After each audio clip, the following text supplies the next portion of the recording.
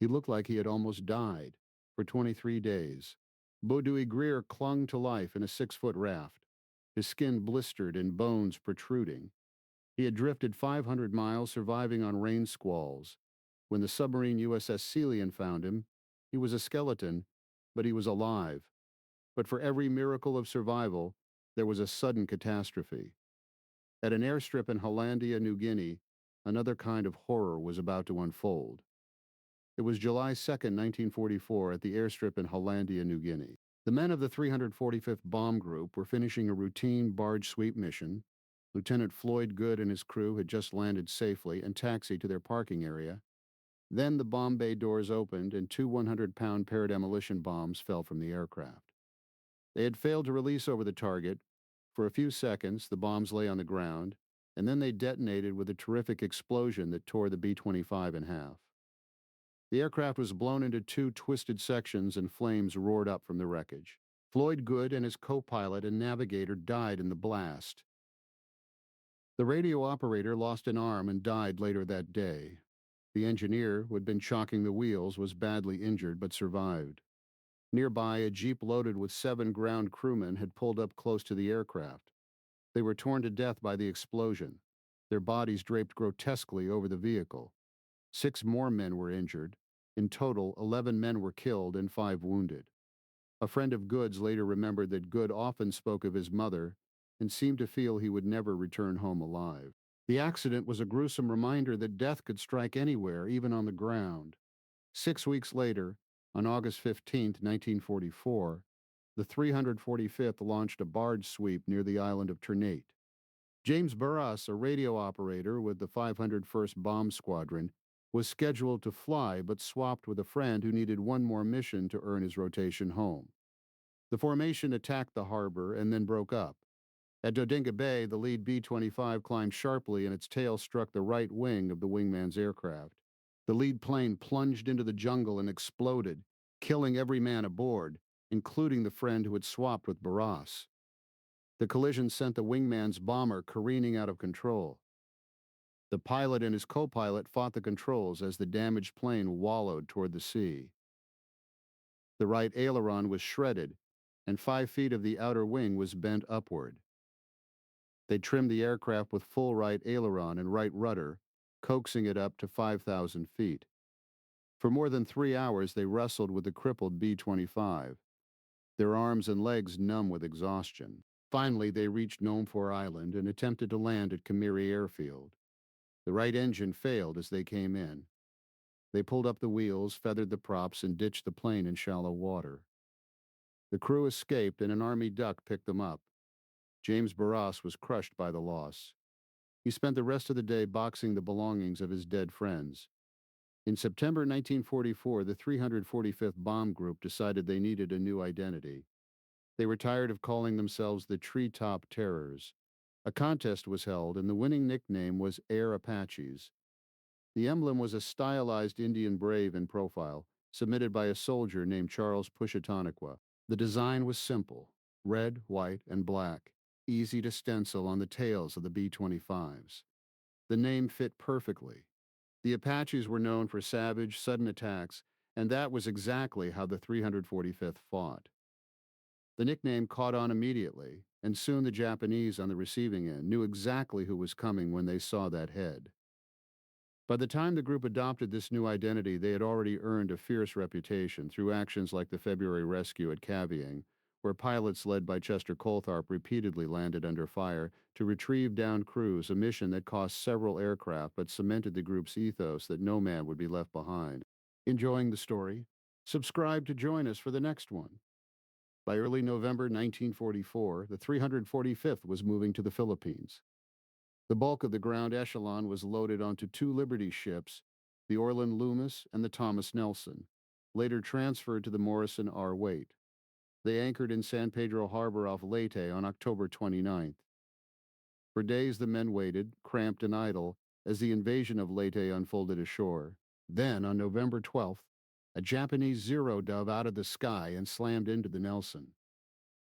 The bomb it carried exploded, tearing through the midships. A communications specialist with the 499th Bomb Squadron was playing cards below decks when he heard the explosion and was thrown across the hold. He stumbled topside to find smoke, fire, dead, and wounded everywhere. The scene was catastrophic. His best friend lay dead by his bunk.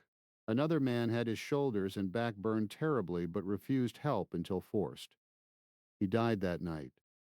The Nelson blazed and the crew fought fires and evacuated the wounded for hours. Then, that same afternoon, a second Zero hit the weight, plunging through the port side and starting more fires. When the day ended, 92 men were dead and 156 wounded. 15 more would die of their injuries in the following weeks. A radio operator who had written home about girls in bathing suits was among the dead. The effect on morale was devastating. The 345th had not yet flown a major combat mission in the Philippines, but they had already paid a terrible price.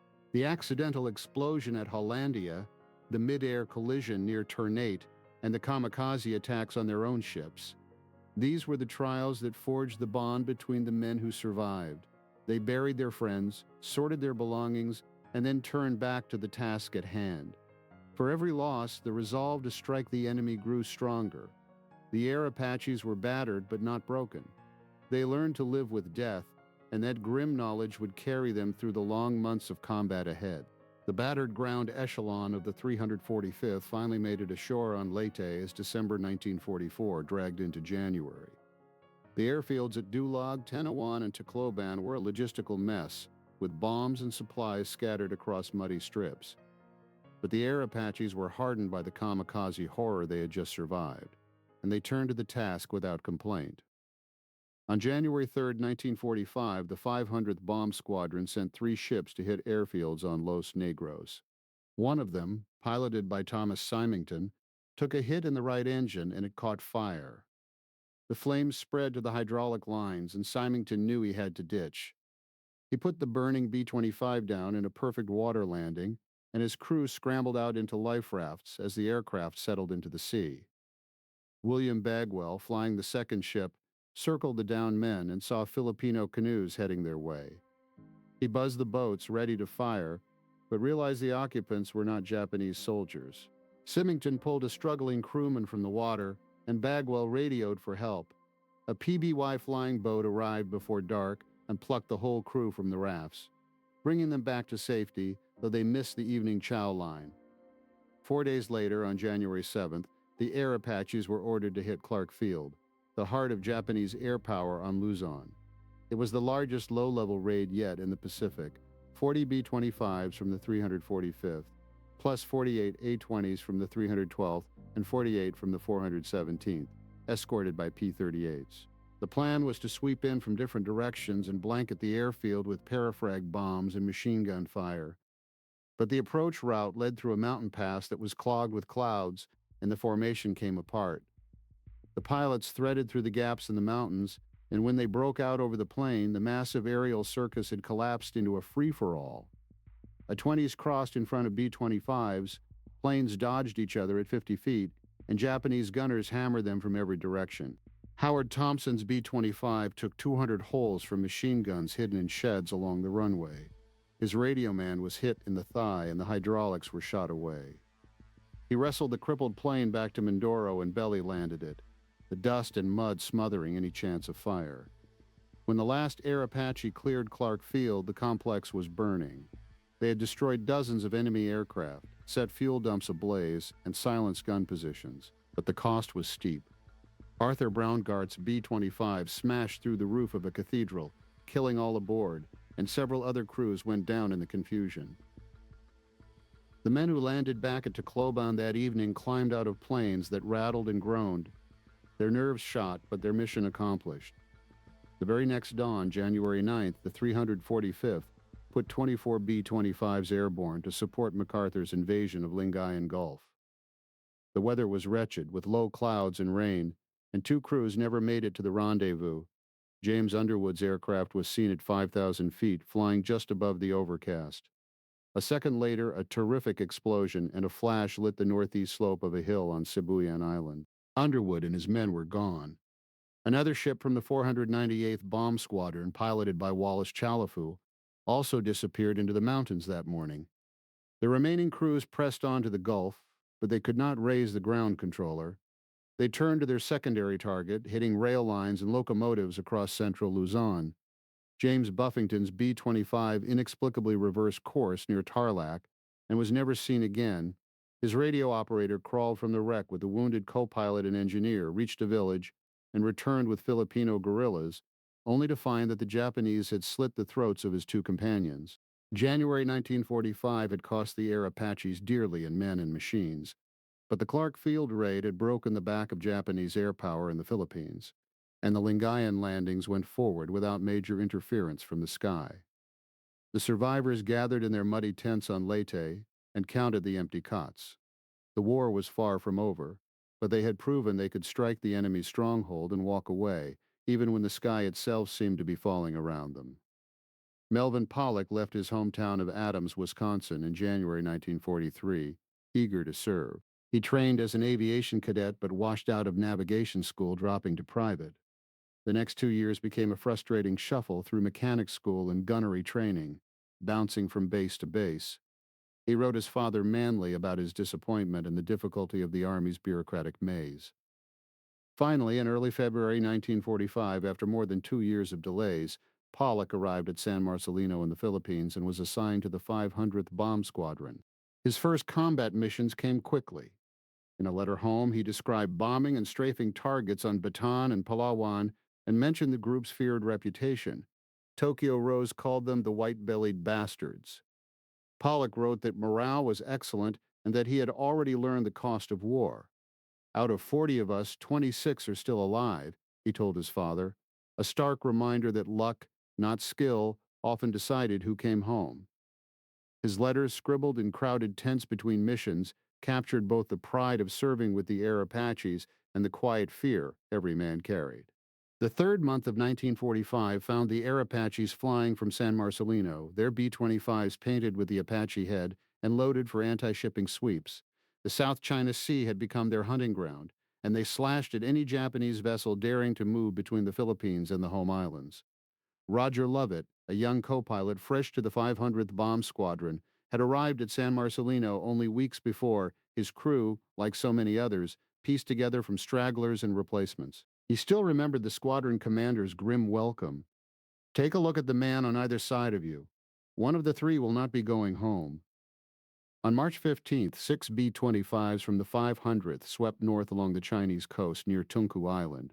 Leading the formation, Herman Reheis spotted a heavily camouflaged freighter moored near shore and tipped his wing into the attack. Bob Jensen, flying a ship named Bold Venture, followed just behind Reheis as the bombs fell. The first bomb struck the freighter's hull, and the explosion was enormous. The vessel had been carrying explosives. The blast rocked Jensen's aircraft violently, knocking it out of control. The plane came out wobbly and unsteady, clearly hard hit. The pilot tried to turn to avoid a line of hills, but in its crippled state, the bomber could not gain enough altitude. It mushed into the hillside and exploded, with no signs of survivors. Chinese villagers reached the wreckage before the Japanese could. They found the bodies of Jensen and his crew and, with great risk, carried them to a cemetery for burial. On Jensen's body, they discovered a silver dollar dated 1920, his good luck piece given to him by his wife Ruth, who was pregnant with their first child. The coin was returned to his pocket, and the men were laid to rest. 2 weeks later, a policeman arrived at Ruth Jensen's home in Connecticut with a telegram. She wrote her last letter to Bob that night, knowing he would never receive it. Their son, Bobby Jr., was born in May. 2 weeks later, on March 29th, the Air Apaches launched in force against a Japanese convoy designated HI-88J. It was a string of 3 tankers carrying desperately needed fuel from the Netherlands East Indies to Japan, shepherded by destroyers and escort vessels. The group's 4 squadrons put up more than 20 aircraft, flying through low clouds and rain squalls that hid the enemy's ships until the last moment. Jack Jones, leading the 501st Squadron, spotted the trailing escort and dove to the attack with his wingman. The strikes were furious and low level. Bombs skipped across the water and slammed into the sides of the escorts, while the B-25's 8 nose guns raked the decks. One escort was hit by a near miss that lifted the vessel almost clear of the water. Another was left burning and dead in the water, its crew abandoning ship. In the midst of the chaos, Chester Coltharp, the group commander, coordinated the attack from his co-pilot's seat while Japanese fighters dove through the clouds and anti-aircraft fire filled the air with steel. Despite the poor visibility and intense flak, the pilots pressed their runs again and again, flying so low their propeller tips threw spray. By the time the Air Apaches turned for home, the sea was littered with wreckage and burning oil slicks. They had sunk at least 2 escorts and heavily damaged the tankers, effectively gutting the convoy. One pilot, Kenneth Waring, came back with a piece of the enemy mast embedded in his right wing. The fight had been a brutal, grinding success, but it was not the end of the story for the men who went down to the sea that spring. The last days of March and April 1st brought the fates of several downed crews into focus. On March 31st, the submarine USS Chubb was hunting off the coast of Hainan when it received reports of survivors adrift in a life raft. Racing to the scene, the sub found 3 men from the 499th Bomb Squadron, James Walker, Richard Lee, and Morris Perkins, who had ditched after their B-25 caught fire. As the Chubb closed in, Japanese Zeros swooped down to strafe the rafts, and the Air Apaches circled overhead in a tight defensive screen, firing at the enemy fighters while the submarine pulled the airmen aboard. The rescue was dangerous and close run. The Chubb submerged as soon as the 3 survivors were hauled over the side, diving to escape the Zeros, but one more Air Apache remained adrift far to the south. Bauduy Grier, radio operator of Franklin Chambers' B-25, had been floating in a small life raft for 23 days since his plane went down on March 10th. He was sunburned, starving, and desperately weak, protected from the sun only by a tarpaulin. The raft was no more than a yellow rubber ring, barely 6 feet across, and he had drifted over 500 miles from where he went down. On April 2nd, the submarine USS Celian spotted the raft. Grier was nearly a skeleton. His weight dropped by 40 pounds, his skin covered in scabs and sores from salt water and sun. He had survived on rain squalls that gave him just enough fresh water, but when the rain stopped, he began drinking salt water and it nearly killed him. Sharks had brushed against the raft every day. When the Celian's crew hauled him aboard, he lunged for a water fountain and had to be physically restrained. He was transferred to a hospital ship and made a full recovery. Sometime later, when he returned to San Marcelino, a new radio man, Quentin Stambaugh saw him and said he looked like he had almost died. Just one day after Grier's rescue on April 3rd, another Air Apache crew went down off the coast of Hainan. William Simpson's B-25 was hit by anti-aircraft fire as it attacked a target near Hoi Hao town. Flames erupted in the bomb bay and around the top turret. Simpson held the plane steady and made a textbook ditching into the sea, saving the lives of his crew. Benjamin Muller, a radio operator, inflated his Mae West and climbed out onto the tail, then slipped into the water. The other 3 survivors, navigator Gene Lawless, engineer Charles Suey, and co-pilot Arthur Blum, followed. But Blum was swept away by the current and never seen again. The 3 remaining men climbed into a life raft, but within an hour a Japanese patrol boat arrived and picked them up. They were taken ashore, beaten, and paraded through the town they had just bombed. Japanese soldiers spit on them and threw things, and the prisoners were then taken to the naval base at Haiku and thrown into concrete cells. They were kept handcuffed, fed only small balls of rice, and interrogated while being beaten with boards. Muller was burned on his legs, and maggots grew in the wounds because the Japanese refused to treat them. Over the following weeks, the prisoner's condition worsened. Muller contracted malaria, beriberi, and dysentery. Charles Suey stopped eating the rice they were given and died of starvation.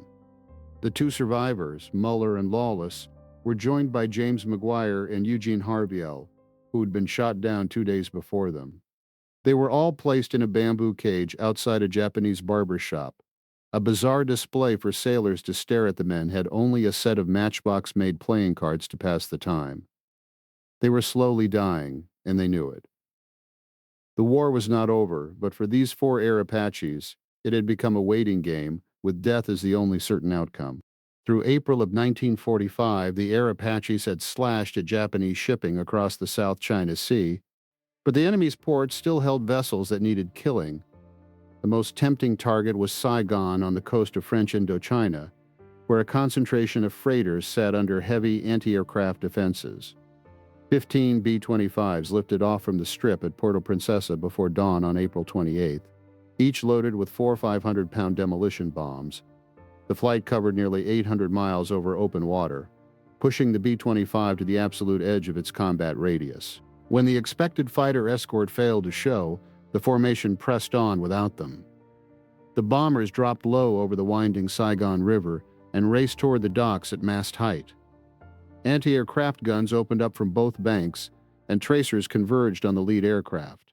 One B-25 took a direct hit and exploded into the mudflats, burning furiously. The remaining crews pressed through the storm of fire. Bombs tore into freighters tied to the wharves, and secondary explosions sent pillars of black smoke 1,000 feet into the air. By the time the last B-25 cleared the coast, an estimated 20,000 tons of enemy shipping lay wrecked or sinking. But 3 Air Apache bombers and their crews never came home. In May, the Air Apaches moved from the muddy strip at San Marcelino to the comfortable, well-equipped base at Clark Field, where they settled in for the final campaign. July arrived with the war grinding toward its final chapter. The pace of operations slowed, and the veterans still flying were weary men. On July 11th, Squadron Commander Bob Canning took off from Clark Field on a shipping sweep up the east coast of Formosa. Canning was a popular leader, an all-American athlete who had stayed overseas past his own tour, waiting for a promotion to major. The formation found little worth attacking until, near Hokuho'o Point, a burst of anti-aircraft fire struck Canning's B-25. The bomber cartwheeled in the air and slammed into the sea, exploding on impact. There were no survivors. His promotion orders arrived back at base later that afternoon. By early August, the Air Apaches had moved from the Philippines to Aishima, a dusty island off Okinawa. From there, they could strike the Japanese home islands. On August 5th, the group joined a massive raid of 325 aircraft against the industrial targets at Taramizu on the southern island of Kyushu. The formation carried napalm for the first time. Earlier waves of B-24s and P-47s had started enormous fires that boiled into a wall of black smoke and flame.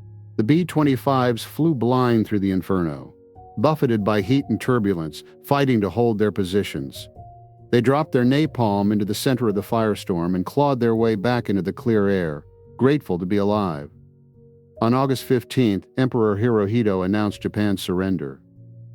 4 days later, the Air Apaches were chosen for a historic assignment, escorting the Japanese surrender delegation from Kyushu to Aishima. The enemy sent 2 white-painted Betty bombers, their red Hinamaru barely visible beneath hastily applied green crosses. Many Air Apaches survived the war. James Barras returned to the States, married, and battled the invisible wounds of combat for years. Ben Miller went back to his family's farm in Indiana. Roger Lovett also survived and built a civilian life. John Nolan was removed from flight status and returned home. Thomas Symington and his crew lived to see peace. Bauduy Grier, after 23 days adrift, made a full recovery. George Givens, who flew as a radio operator and gunner on the surrender escort mission, survived the war and returned home, carrying the memory of that strange, wordless meeting for the rest of his life. The Hainan POWs, Benjamin Muller, Gene Lawless, and James McGuire, were liberated after the surrender, though Eugene Harviel and Charles Suey did not survive. They carried the memories of their fallen comrades for the rest of their lives. Many Air Apaches survived the war. Chester Coltharp passed command of the group in June 1945 and returned to the States after the war. James Barras returned to the States, married, and battled the invisible wounds of combat for years. Ben Miller went back to his family's farm in Indiana. Roger Lovett also survived and built a civilian life. John Nolan was removed from flight status and returned home. Thomas Symington and his crew lived to see peace. Bauduy Grier, after 23 days adrift, made a full recovery. George Givens, who flew as a radio operator and gunner on the surrender escort mission, survived the war and returned home, carrying the memory of that strange, wordless meeting for the rest of his life. The Hainan POWs, Benjamin Muller, Gene Lawless, and James McGuire, were liberated after the surrender. Though Eugene Harvell and Charles Suey did not survive, they carried the memories of their fallen comrades for the rest of their lives. The war was over, and the Air Apaches had earned their place in history. Their legacy lives on in the stories of courage and sacrifice that still echo across the Pacific.